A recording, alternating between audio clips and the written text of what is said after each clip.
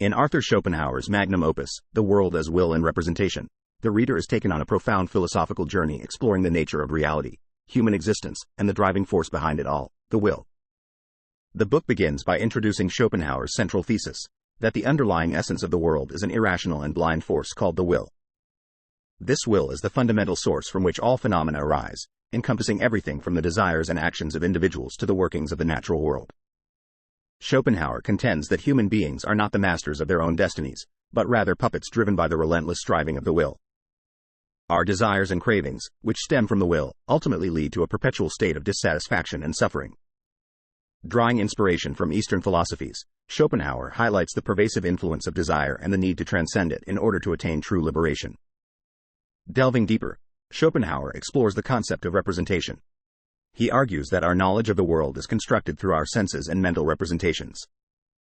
However, he cautions that these representations are mere illusions, distorted reflections of the underlying will.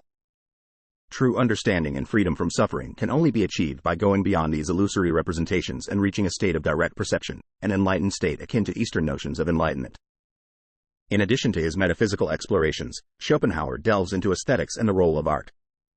He suggests that art serves as a temporary respite from the domination of the will. Through aesthetic contemplation, we can momentarily escape the relentless striving and immerse ourselves in a state of pure aesthetic experience, transcending our individual desires.